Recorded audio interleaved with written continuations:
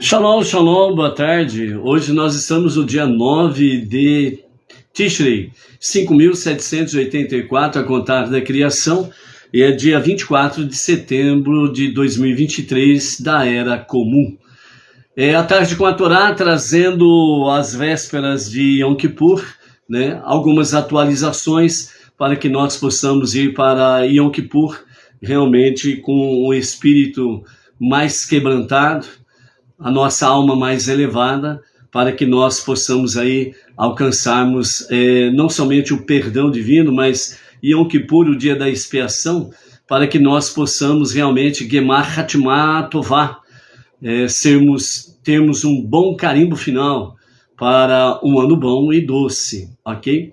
Então, hoje é o primeiro dia da semana, estamos até o pôr do sol, véspera de Yom Kippur. O grande dia de Yom Kippur e o grande jejum de Yom Kippur começa às 17 horas e 43 minutos e vai até às 18 horas e 37 minutos de amanhã, segunda-feira, segundo dia da semana, ok?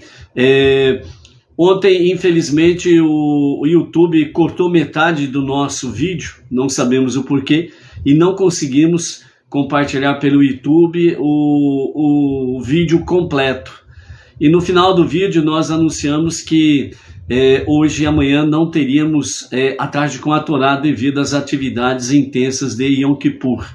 Mas tudo tem um propósito divino, então vamos lá. Hoje vamos ter a tarde com a Torá, mas amanhã, segunda-feira, nós não teremos a tarde com a Torá.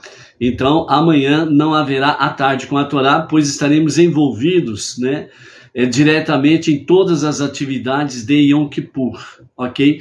Temos a programação de Yom Kippur já distribuída nos canais, nos grupos, e também nós vamos reviver aqui, ou relembrar aqui, a nossa programação para hoje.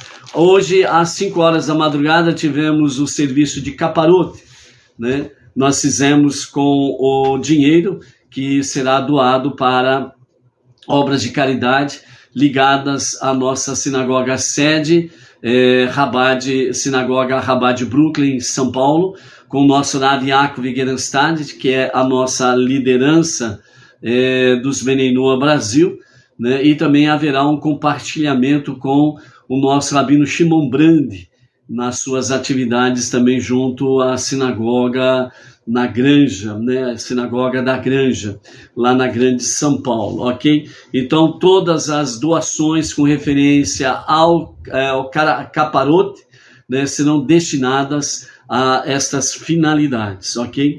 Além disso, temos aí, para aqueles que não vão fazer o jejum, né, vão fazer a sua tzedakah em qualquer valor. Obviamente é colocado um objetivo como o valor de 3 marmitex, para quem não vai fazer o jejum, devido a vários problemas particulares de cada um, obviamente, ok? Então aí a orientação é que se faça no valor de 3 marmitex, e aí também aí fica a escolha da pessoa, dela fazer para a sinagoga sede do Brooklyn, com o nosso Rav Yaakov Gerenstad, a uma comunidade Bnei Noach ou a uma sinagoga Bnei Noach, da preferência de cada pessoa, ok? Então aí é só entrar em contato com as respectivas, e aí você vai ter o Pix para você poder fazer a sua tzedakah com referência ao jejum. A tzedakah de caparote, né, que foi feito à madrugada, será destinada diretamente à sinagoga sede do Brooklyn e ao Rav Shimon Brandi, ok? Hoje nós estamos na véspera de Yom Kippur, então hoje é domingo 24 de setembro, né, pelo calendário gregoriano, e dia 9 de Tishrei, do ano 5.784. Então, seguindo as orientações que recebemos desde o dia 1º de Elul, né, após as nossas preces diárias, nós acrescentamos 3 salmos diariamente, mais o Salmo 27. Né? Então, hoje, nós temos, né, para quem já fez e para quem ainda não fez, tem a possibilidade ainda de fazer antes das 17 horas e 43 minutos. Os Salmos 112, 113 e 114, certo? Então, dentro do calendário hoje, isso daí. A partir do pôr do sol, já estamos dentro de Yom Kippur, ainda restam os Salmos 115 a 150. Esse Salmo 115 e 150, ele está distribuído exatamente nos serviços de Yom Kippur. Para o Arvit, hoje à noite, nós temos aí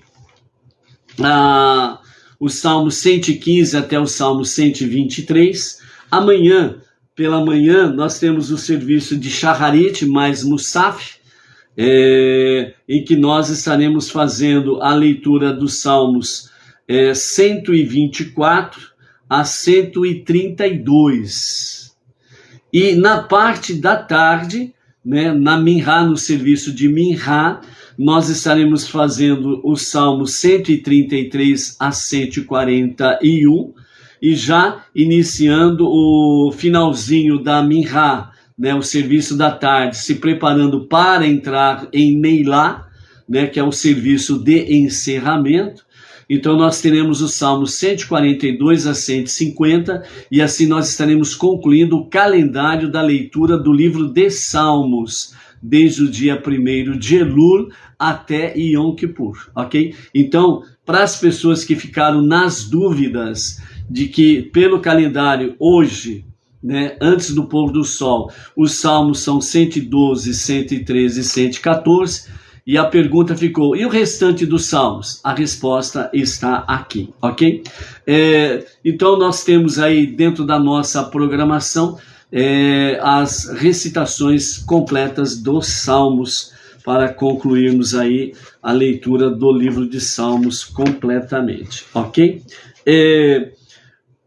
Hoje nós procuraremos sermos breves na nossa questão, porque daqui a pouco temos às 18 horas, temos o início das nossas atividades de Yom Kippur, e diretamente da Sinagoga Benei Noach, regional Bauru, da cidade Sem Limites para o Brasil e para as nações. Nós estaremos transmitindo o primeiro serviço de Yom Kippur, Arvit, o serviço da noite, ok? Levítico, Vaikra, Levítico capítulo 23, do verso 23 até o verso 32, nós temos aí sobre Yom Kippur, ok? Então, Levítico, capítulo 23, do verso 23 até o verso 32, nos fala assim: E o Eterno falou a Moshe, dizendo, fala aos filhos de Israel, dizendo, no 7º mês, Tishrei, o primeiro dia do mês será para vós descanso solene, memorial de toque de shofar, convocação de santidade. Nenhuma obra servir fareis e oferecereis ofertas queimadas ao Eterno. É o Rosh Hashanah, o ano novo. Verso 26. E o Eterno falou a Moshe dizendo, mas aos 10 dias deste 7º mês é o dia das expiações. É o Yom Kippur, no singular, dia das expiações, plural então é Yom HaKippurim, né, que é o plural de Kippur, né, expiação, expiações. Convocação de santidade será para vós e afligireis as vossas almas e oferecereis oferta queimada ao Eterno. E nenhuma obra fareis nesse mesmo dia, porque é dia de expiações, para expiar por vós diante do Eterno vosso Deus. Porque toda alma que não se afligir neste mesmo dia será banida de seu povo. E toda alma que fizer alguma obra neste mesmo dia, destruirei aquela alma do meio do seu povo.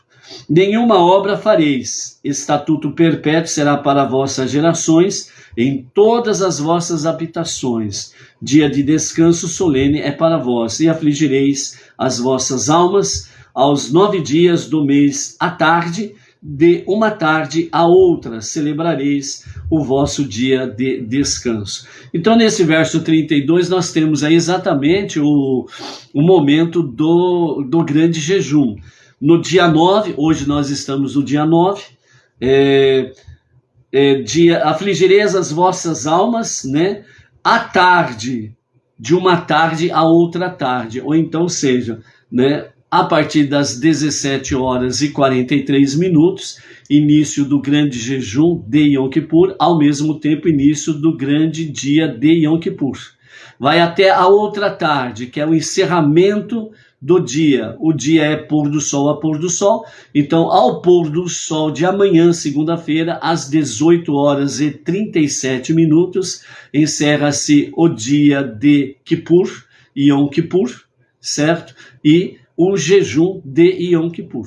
Então, nós temos aqui Levítico capítulo 23, versos 23 a 32, ok? Uma outra questão que nós queremos deixar para os amados aqui é dentro do aspecto do arrependimento. O arrependimento, ele é um ato de benevolência divina. O arrependimento é um ato tão divino que nós não podemos avacalhar esse ato de arrependimento. Fazer do ato do arrependimento uma coisa comum, uma coisa sem sentido. O arrependimento para esses dias, principalmente de Yom Kippur, véspera de Yom Kippur e o dia de Yom Kippur, esse arrependimento, a techuvá, um retorno a Deus para um verdadeiro e genuíno arrependimento, nós precisamos fazer dele algo nobre e não uma coisa comum, sem sentido. Nós não podemos, como diz um certo ditado popular por aí, nós não podemos avacalhar aquilo que é nobre. Então nós precisamos ter inteligência, sermos sábios no temor e tremor a Hashem e nos seus ditos com referência à data específica. Então vamos lá para podermos entender essa questão. Arrependimento, diz o livro de Haye Adam, um ato de benevolência divina. Graças ao bem que Deus concedeu às suas criaturas, ele preparou para elas um caminho através do qual elas podem se levantar das armadilhas de seus atos, podem fugir das ciladas de suas iniquidades, podem salvar as suas almas da destruição e podem fazer a ira de Deus arrefecer, ou seja, a ira de Deus se abrandar. E mesmo se elas tiverem sido muito más, tendo se rebelado contra Deus, ele não fecha os portões do arrependimento. Por mais que seja a rebeldia do ser humano contra Deus, ele não fecha os portões do arrependimento. Portanto, o povo de Israel foi admoestado a se arrepender, independentemente de quão longe estava de Deus. É por isso que consta que o arrependimento é aceito até quando o pecador se arrepende meramente por ter ficado angustiado, conforme está em Devarim, Deuteronômio, capítulo 4, verso 30, que declara: quando estiveres em angústia e te alcançarem todas essas coisas no final dos dias, então te voltarás ao Eterno teu Deus e ouvirás a sua voz. Ainda mais quando a pessoa se arrepende por temor e amor a Deus. Há vários níveis de arrependimento e cada indivíduo se aproxima de Deus conforme o seu arrependimento. Há de fato perdão para qualquer grau de arrependimento. Ninguém pode chegar e dizer: Deus não vai me perdoar. Mas a alma só é considerada totalmente limpa se as suas transgressões anteriores tiverem sido apagadas pelo arrependimento, como se jamais tivessem sido cometidos. Aí não depende de Deus, depende de cada ser humano. É a techuvá, um retorno a Deus para um verdadeiro e genuíno arrependimento. Como se não tivesse nunca cometido aqueles pecados. Então arrependimento é isto. eu não vou cometer os mesmos pecados. Determinação diante de Deus. Isso pode ser comparado a uma roupa suja. Uma lavagem superficial não basta para tirar toda a sujeira de uma roupa muito suja. Porque ela não pode, uma lavagem superficial não vai ter o poder de remover todas as manchas. E a roupa só ficará branca com a intensificação da lavagem. Assim também, a alma fica limpa de todos os pecados, desde que o coração alcance a purificação. Então, o arrependimento, ele é algo muito sublime, é algo muito nobre. E o arrependimento é por causa de dois tipos de pecados: o pecado contra Deus e o pecado contra o próximo. São esses dois níveis de pecado que nós precisamos reparar, ok? Então, os fundamentos do arrependimento. Os componentes fundamentais do arrependimento são três: a renúncia ao pecado, o remorso por tê-lo cometido e a confissão. Então, vejam bem que são três os fundamentos do arrependimento. Primeiro, renúncia do pecado. O que significa? A pessoa que pecou deve desistir de cometer novamente o pecado. Deve tirá-lo de seus pensamentos e deve decidir nunca mais repetir este ato. Então, o primeiro fundamento do arrependimento é a renúncia do pecado. Então, uma coisinha bem simples, né? Bem simples, né? Você vai pedir perdão a Deus porque você fez uma fofoca. Obviamente, você vai ter que renunciar ao pecado. Eu fiz o pecado da fofoca e não vou fazer mais. Mas se lá no seu íntimo você pensa assim, ou algo semelhante: bom, se durante o ano eu fizer alguma fofoquinha, não tem problema, porque no próximo Yom Kippur eu peço perdão. Você está levantando sobre você uma maldição muito grande. Um outro exemplo mais contundente.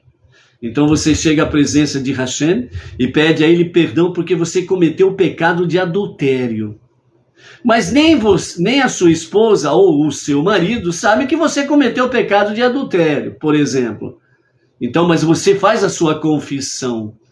Ó Deus, me perdoa porque este ano que passou eu cometi o pecado de adultério.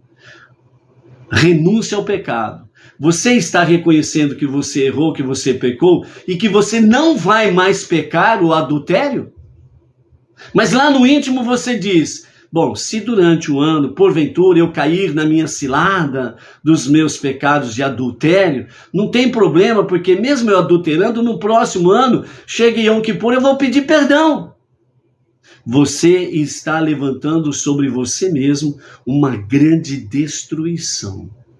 O primeiro componente fundamental do arrependimento é renúncia ao pecado. É reconhecer, confessar e dizer: não vou mais fazer. Mas não de boca para fora, tem que vir do coração. Senão você não tem perdão. Está pensando corretamente agora?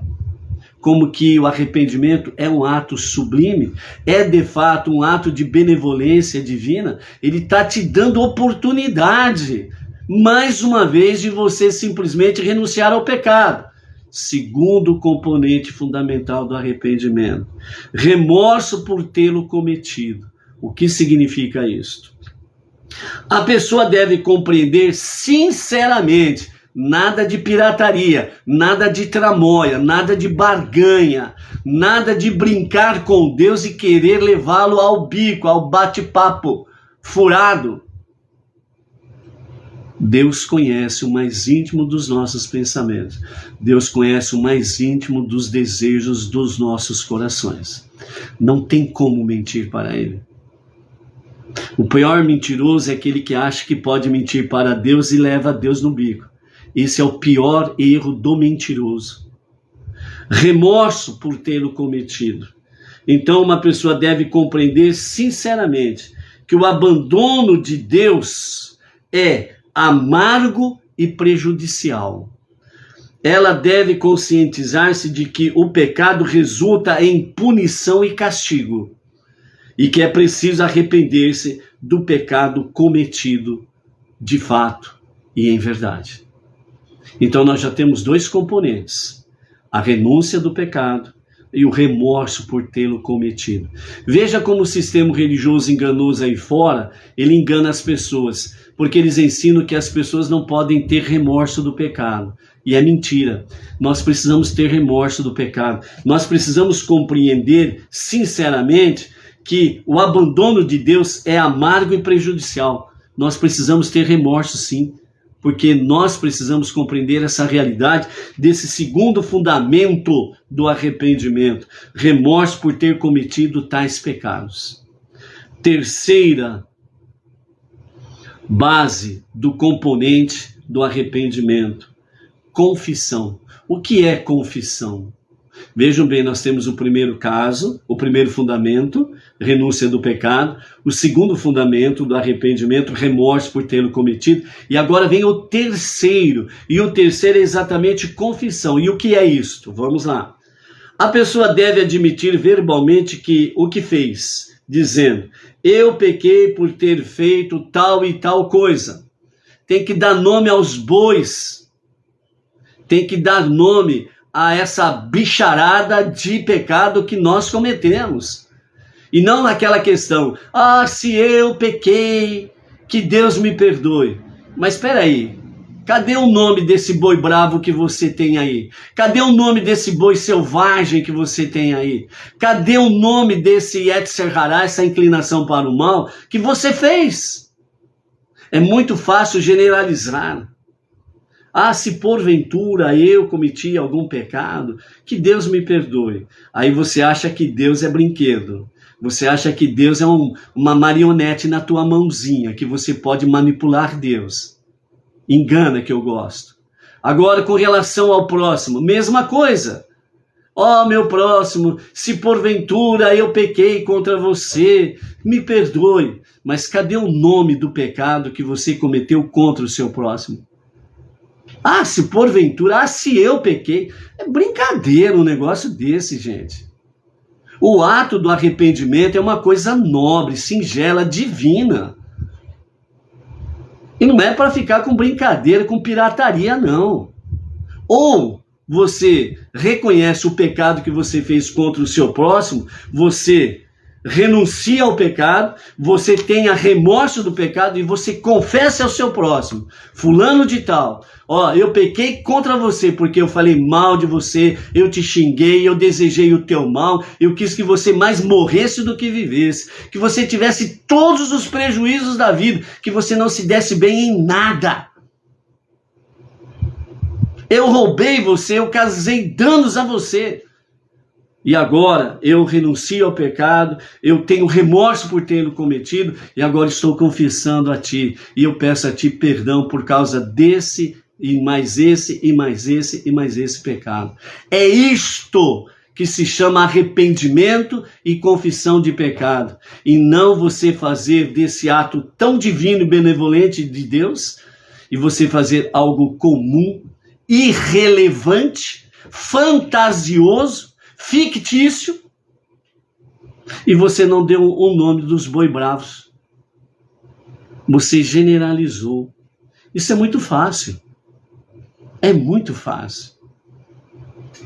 Quer uma palavra mais contundente para você entender isso? Isso daí é um refúgio dos covardes, que tem medo de se olhar no espelho e reconhecer os seus pecados. Consegue compreender isso? O terceiro fundamento do arrependimento é confissão. É você realmente você procurar a pessoa que você ofendeu e você realmente dizer a ela: eu pequei contra você, os pecados são e eu me arrependo do que fiz, estou envergonhado e jamais tornarei a fazer esse ato. Estes são os três fundamentos do arrependimento. O arrependimento só é eficaz nos casos de pecados entre homem e Deus. Quando você peca você contra Deus, é mais fácil de você resolver o problema. Isto é, se você tiver o verdadeiro e sincero arrependimento, obedecendo esses 3 fundamentos do arrependimento: renúncia ao pecado, remorso por tê-lo cometido e confissão. Se você faz isso para com Deus, maravilha, maravilha. Porque o perdão é iminente. Porém, o pecado ou os pecados entre o homem e o seu semelhante, tais como outros exemplos: roubo, danos, insultos, difamações, injúrias e por aí afora vai, não são perdoados enquanto a pessoa não fizer a restituição dos mesmos às pessoas em que ela trouxe realmente o seu próximo, o seu semelhante, trouxe esses danos na vida dela. E mesmo quando a pessoa indenizar o seu semelhante, ela deverá também apaziguá-la e pedir o seu perdão. Se você causou algum dano material e financeiro, você precisa repor esses danos materiais ou financeiros àquela pessoa ou aquelas pessoas. Além disso, você precisa procurar aquela pessoa e pedir perdão por ela, por todo e qualquer dano que você causou a ela, seja de ordem material, financeira, ou moral, ou espiritual, ou algo semelhante. Você precisa pedir perdão para ela.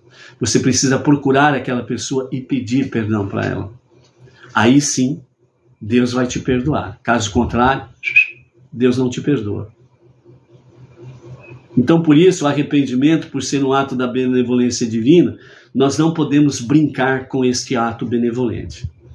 Precisamos fazer a coisa certa. Não podemos avacalhar. Então, você chega diante o caso natural dos grupos nas mídias sociais. Estou aqui para pedir perdão se por acaso eu cometi algum pecado contra vocês, patati patatá, certo? E depois, que sejamos inscritos e selados no livro da vida para um ano bom e doce. Ei, que maravilha, né? Que bonito. Não é bonito, não. É feio isso. É horrível isso. Porque você não está obedecendo os 3 fundamentos do arrependimento. Entendeu? Então, por isso, amados, é proibido a pessoa endurecer o coração, recusando apaziguamento com quem lhe tenha provocado algum dano. Ele deve ser rápida para perdoar e lenta para irritar-se. Quando o indivíduo vier pedir o seu perdão, ela deverá perdoá-lo de verdade, imediatamente, de todo o seu coração. Por mais angústia que o ato dele tenha causado e por mais errado que ele tenha estado, não é permitido a pessoa ser vingativa e nem rancorosa.